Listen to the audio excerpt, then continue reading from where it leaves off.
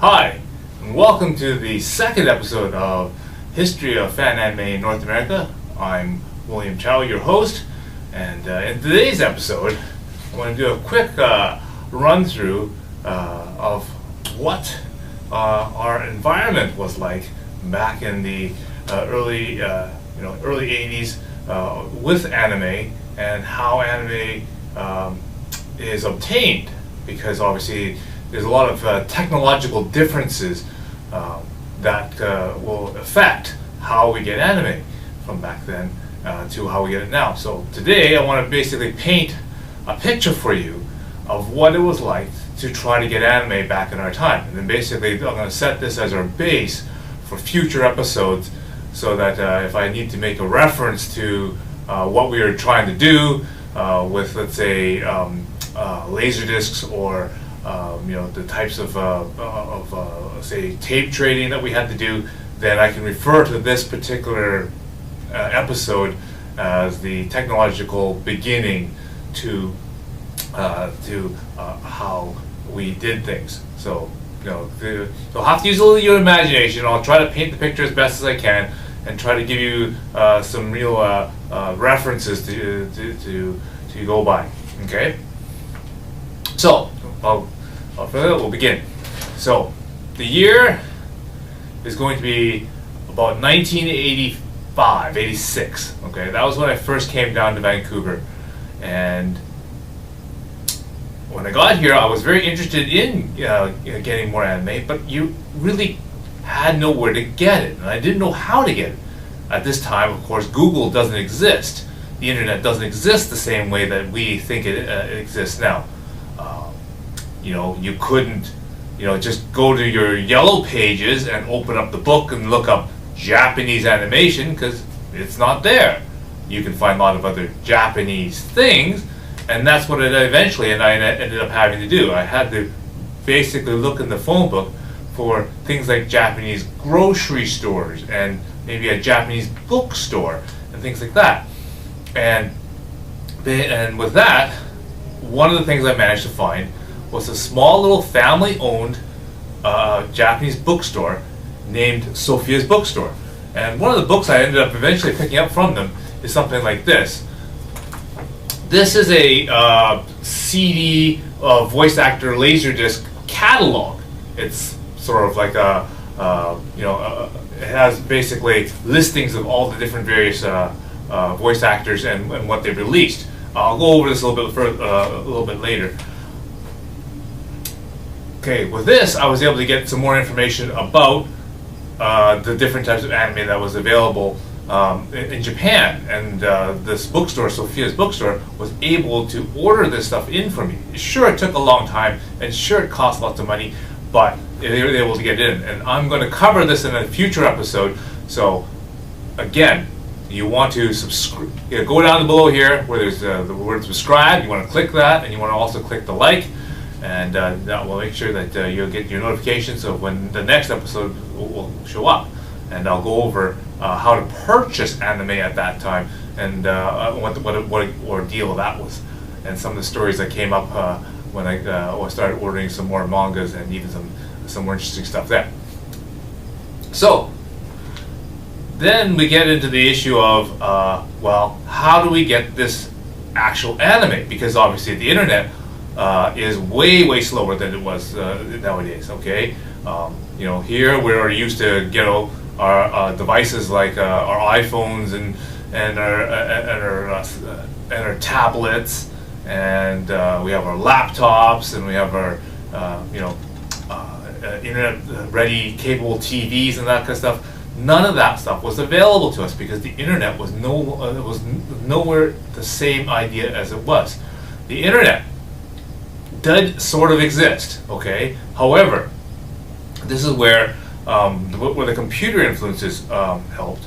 Most of the people that had access to the internet belonged to either government organizations, such as, let's say, NASA, for example. They were a part of the government, so they all had the .gov ending to their addresses. So it'd be like nasa.gov, for example. You either were part of a university or a college, So, for example, UCLA.edu or Rutgers.edu was also very popular things to do. So again, if you're in like computer sciences, that kind of stuff, the nerds, if you will, that's what you had access to this kind of quote internet. The other way you could also get internet is through what they refer to as a bulletin board system. Now, the closest thing that we have to this bulletin board system concept is what you would get on a forums, whether it be like something like Reddit, or whether it was something like the multiple indications of 2chan, 4chan, 8chan, that kind of thing. They called them in the early times user groups or Usenet. Okay, and basically it was a forum that allowed you to communicate literally across the world if you had access to this kind of internet. The most popular use group was rec.arts.anime, okay, and we were able to communicate mostly text messages and various forms of text messaging, which I'll get into later in a future episode on how to transfer pictures and other kind of information via text. But suffice to say that it was we did not transfer video content, and for that matter we didn't even transfer audio content via this because it was just too slow. As a homeowner or a personal user, the best that you could do for internet at this time was from dial-up. So that's basically using your good old-fashioned telephone and connecting this to the computer and using a modem via modem, and then dialing up using possibly those free AOL discs that you got in the mail or from the magazines. And you were able to get a subscription service or some free time to dial up and access this quote internet sort of thing, and look around for different sort of information. Again, it was pretty sparse because most of these major companies weren't on this, the displaying or advertising their stuff. It was all, as I said, most of the action was happening on these quote sort of user forum boards where they're just talking to each other and basically displaying different types of information, maybe giving the odd news break about something, and that was all you had. So getting the video was very difficult, and the only really way to do it is to physically have somebody in Japan, and this basically ended up being a very big lucrative market. Basically have somebody in Japan sit there and record the videos straight off of the TV. So they'd use a VCR videotape, and then they'd record all, let's say, 6 hours of whatever played on the TV, and they'd put it into a box and put some postage on it and mail the entire box to their family, friends, or whatever in North America here. And then they would be able to play it back and watch whatever they played in Japan. This brought up a large number of quote Japanese video stores, which is something that you could possibly find in a Yellow Pages, and that's what I have to give to places like Kiku Video, and there's like Fuji Video, and a lot of these sort of mom and pop like shops. That basically took they had, I guess, relatives and maybe friends that were in Japan, and they just basically recorded their video content and sent them via mail every month or every couple months to Canada here and to their to their store in Vancouver, and they were able to rent them out, and that's how we got a lot of our anime, and that's how I first got into a show called Orange Road and into City Hunter. I remember there's a video store inside a grocery store just down on Main Street, just past the DTS, and they were the first place I found Zeta Gundam and Double Zeta Gundam episodes, and they're all mixed up on a tape with commercials and everything else all in it. But that was great because it was the first different type of anime I was able to get. Didn't mind the commercials, didn't mind it was all straight Japanese, but that was what we had as the first anime that we got. The other major issue that we also had, and it's going to be a little bit later on, I'll get into the episode in a later episode about what type of anime that we ended up getting, and the key switch around when I said one of the episodes I ended up getting was Orange Road. I'll tell you in a future episode what got me so interested in things like Orange Road and City Hunter that we ended up later on subtitling the series like Orange Road, City Hunter, Maison Ikaku, and later how we got translation services in, but we'll get into a future of that. Again, you want to subscribe so that we can get those episodes for you. So, one of the other things that we had a big major issue with was the advent of how slow our computers were.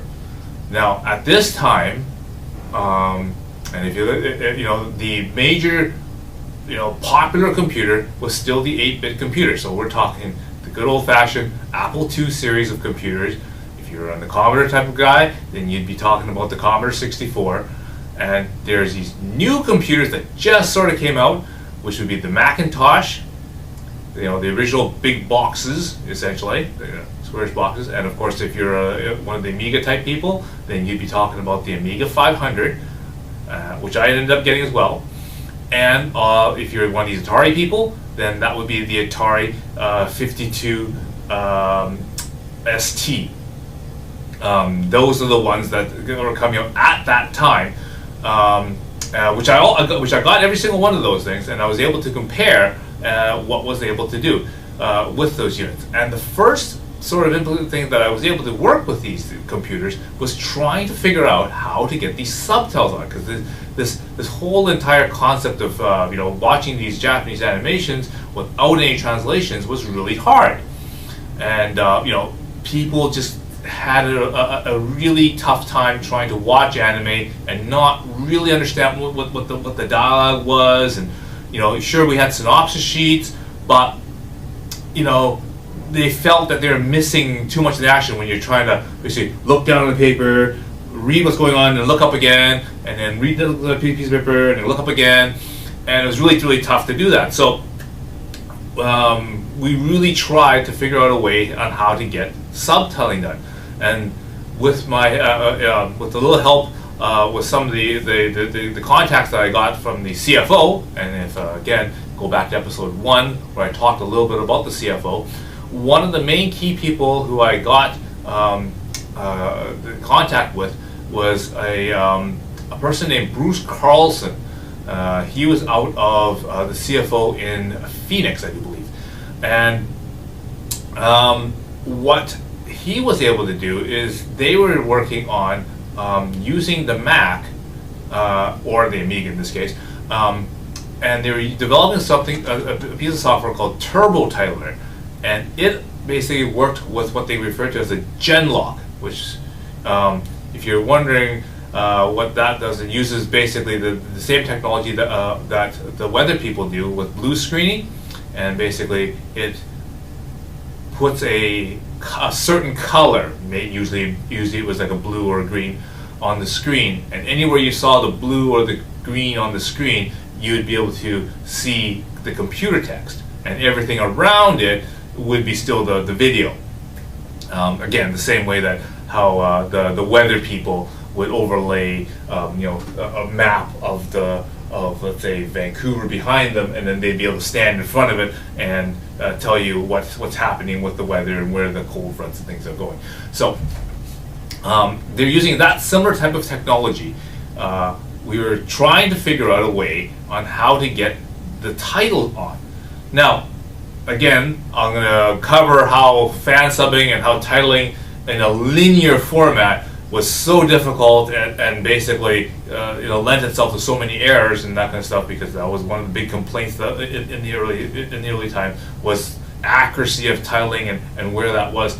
And this is again because of the technological issues that we had with that. Again, we'll get that into a future episode, so you want to hit subscribe to get that episode. So The other major issue that we also had alongside with the subtitling was, again, the acquisition of good quality masters. Because as I said earlier, you could get episodes from someone recording them in Japan and then send them here. But as you know, the more copies that you made of VHS tapes, the worse the video quality got. So, we always had to try to find better quality copies, and of course that's where the advent of things like the Laserdisc came in.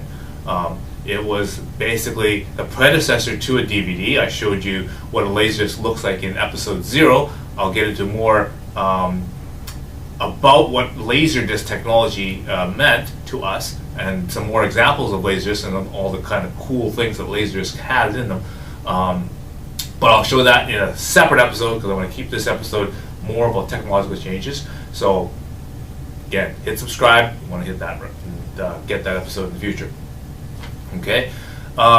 So the other major issue that we always had, aside to the computers and the editing that we had to do, was that, again, a lot of people nowadays are used to these fancy editors, so that we were able to get all the video into something like iMovie or Dreamweaver or something, and you're able to sit there and chop it up, reverse it, flip it, and put transitional scenes in. Or if you made a mistake, no big deal, you can back up and undo it and redo it and move it and all this other stuff.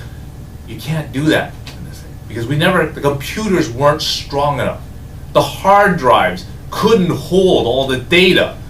Okay, we were talking about an Apple II computer which only held these floppy diskettes. Okay, and these floppy diskettes couldn't hold all that much data. Even like, for example, the Macintosh, okay, only held 800K on a double-sided floppy disk, 3.5-inch floppy disk. Okay, you can't even hold an MP3 in that size nowadays. Okay, and you'd be lucky to spend $1,000 on a 5 megabyte hard drive. I mean, that's the people would always be laughing at us, going, "Well, geez, we had so much data, but we could barely fill this hard drive because it was all mostly text information." And and again, we couldn't do video in that sense. So basically, we had to edit everything linearly, meaning you would press play on a VCR or a Laserdisc, and then you would run it sequentially. If you made a mistake at the beginning, you couldn't go back and fix it unless you wanted to start all over again. Okay, so you could be timing out an episode, and you'd be almost at the end of the movie. You'd be at 21 minutes and 50 seconds. But if you made a mistake right there, you would have to redo the entire thing all over again to make that correction and redo the timing out again. So that's one of the timing issues that we got into. Again, I'll get into that in a separate episode later on. So to basically summarize, you basically had to go back to some pretty archaic methods in order to communicate with people, because they said not everybody had access to this fancy Usenet. So a lot of the correspondence, for example, what I had to do with the CFO, you had to write a letter. So pull out the paper and the pencil, write out what you want to say. "Dear CFO, I am interested in acquiring a catalog of your videos or joining your video club. Please send the information to in this address." You basically have to put it into an envelope and mail it to them, and then hopefully they'll be able to write back to you and mail back that information to you, and then you can then go on with your correspondence that way. Another way to do it is you could actually telephone them, call them long distance and pay the long distance fees, because again, at this time there wasn't things like unlimited calling in your zone or anything like that. No, you paid by the minute, and sometimes you would have to pay quite the pretty penny in order to do that. Okay, so And again, we didn't have like this Google thing, so you can't just say, oh, I'm looking for Japanese animation. So you just type that in and you hopefully will find something that relates to Japanese animation. No, you have to essentially use, let's say, something like a telephone book. You had to actually go into a newspaper or something and look for, classified ads or an advertisement, in your local newspaper, or maybe on TV. You'd see an ad for, this particular grocery store, and then it would tell you that, hey, they actually sold Japanese items or rented Japanese tapes or something, and you could then find out that kind of information. So that was some of the great hurdles that we had to deal with. And with that, as technology improved, we were able to do more things. And that, I feel, is one of the really major differences that we have back then than we have now. Because now, you were able to use the internet and basically download or capture or even use one of these these services like eBay or Yahoo, and you can get different sort of animes and that kind of stuff sent to you much easier. Okay, whereas in the past you would spend a heck of a lot more money and more time trying to acquire the actual anime. You'd have to spend money for the tape. You have to spend money for the postage. These laser discs and CDs that you get out of this book, for example. A typical CD would be 3,000 yen, which again, we're just using the one yen's equal to a U.S. penny. That's 3,000 pennies U.S. So that's like $30 for just a CD with like 13 songs on it, right?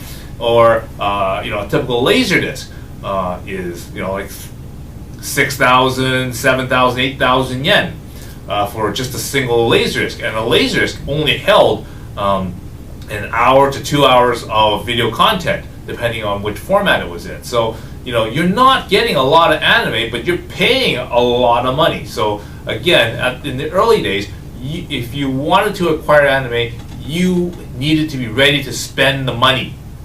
Okay, so for your so you would get things like, for example, one of the things I remember buying was the Orange Road Laserdisc box set. Okay, that thing was 7,800 yen for each Laserdisc. There's 4 episodes on Laserdisc, 2 on one side, 2 on the other, and there were 12 of them because there's 48 episodes in the Laserdisc in the Orange Road series. So you're paying about $78 US per disc. That means let's say $100 Canadian every one. You have to pay 12 of these things, so that's $1,200 just to get the lasers, including tax, shipping. I'm sure Sophia's bookstore needed to make their little bit of profit on them too. I always thought I'd like to talk to their father that's over there, and he always comments that I've spent so much money in their store, he was able to put his 3 daughters through college. I don't doubt him. I don't doubt him at all. That kind of anime was very expensive to acquire, and basically you spent a lot of the money that you would have had free income getting and acquiring the anime. So that's why I think at that time people were a lot more passionate about the anime, because they actually had something vested, some vested interest in the anime. If you spent $1,200 on an anime, then it really meant that you either really, really liked that anime, and like it that much that you'd spend that much kind of money to obtain that anime. Then that means something to you. Then it has some sort of sentimental value. You want to keep it, because nowadays you can just download all of that. If you liked it, that's fine. If you didn't like it, you could just delete it and it'd be gone, and you would not see any trail or hide and hair of it. And in many ways, that's kind of sad that we're in this sort of watch it, crumple it up, and throw it away sort of attitude. Okay, but again, maybe that hopefully frees up money to spend it elsewhere, maybe less frivolously. Anyway, so I wanted to just basically go over this book that I wanted that I pulled out of archives. The reason why I want to pull this is because the other thing that you had a problem with was, how do you know what anime was out there? I mean, they're playing stuff in Japan, and you don't have a Japanese TV guide magazine, so how do you know? Well, you need a magazine that basically either was a TV guide, like the Anime V magazine that I showed you in episode 0, or something like this, which is a compiled book which has different information about it. And in this book, it has all these different VA artists, voice actresses and actors and stuff like that, what they were doing, different things that they released, and then in a different section, it tells you, all the different drama CDs and music CDs that these people did. So, for example, one of the people, if you're really interested in, is, let's say, Megumi Hashibara, very famous voice actress. Again, in episode 1, I recommended it to Mr. Marshall and Lynch there to check out a series called Slayers. Megumi Hashibara does the voices of that one, but she also does quite a bit of singing. She also has quite a few different CDs. And I'm going to get into a different episode about how there are some really nice Japanese music that I came across. And I wouldn't have ever came across it unless I watched anime, and then I thought, wow, that's a great song. Stuck in my head. You know how you get that song that stick in your head and you want to get it? But back then, how do you get it? It doesn't play on the radio. You might have heard it inside of an anime. You might get a shorter version, like it's only 30 seconds long because it's the opening credits or something. So how do you get the rest of it? Well, you need to get the CD, and you have to buy the CD, because you couldn't go to the internet and download the MP3 because it wasn't out there. The whole concept of a CDR burner was not quite in full effect yet, because as I said, one of the game consoles that came out at this time would be the PlayStation 1, and CDR burners just came out about also this time too. And I remember the first one that I bought was I paid $1,200 for one, and it was an external SCSI unit. And so that gives you an indication, again, the technological challenges that we had to do in order to get things. But even then, getting music still meant you actually had to have somebody in Japan be able to, for example, CDR something for you and then send it to you. Mind you, CDR discs at this time still were about $10 for one disc. So again, if you're paying that much, why not just buy the stupid thing for $30 and you get all the artwork and everything with it? So I'll get into a future episode on how and some funny stories about some different animes that really got my attention because of the music, and then what I had to actually go through to actually get some of the music for it. And some of the stories are really pretty funny about that. So again, hit subscribe, because these are the types of things or stories that you're not going to get just by Googling it, because you're not going to get that kind of information from that. So again, below is going to be the information on how to get and contact me. You can go through my website, there's contact information, and you can leave me some questions, your comments, and maybe future suggestions for future episodes, okay? And you can contact me there. And the second thing that you can participate in is, again, I love ball caps. And again, I'm wearing the Seattle Seahawks today, okay? And the player of the day I'm going to talk about is the good old quarterback, Russell Wilson. There was a story of him, and he has a relationship with a Sierra. And there was one time when he was in front of his congregation, and he had the good old creepy pastor kind of nudging him on the shoulder, going, "Yeah, you and Sierra. So how's it going? We want to know." So, in dedication to Mr. Creepy Pastor and a suggestion for Russell Wilson to watch a cool anime, I'm going to suggest St. Michael's Academy. Okay. Now that's the Japanese title, St. Michael Gakuen. It is an OVA series of 1 and 2 episodes. I liked the first episode because the artwork on that one was really good. It's it's the artwork was kind of reminds me of the reminiscent of the Michitaka Kikuchi, Kiyazumiya type stuff. But the artwork changed in episode 2, so it varies. The English working title that they released it under was Sins of the Sisters. Okay, so that is my suggestion to you. And yes, if you want to talk about creepy pastors, there we go. Russell Wilson, check that out. St. Michael's Academy. All right. So, as the voice announcer at the end of Heavy Metal Algaim says, see you again.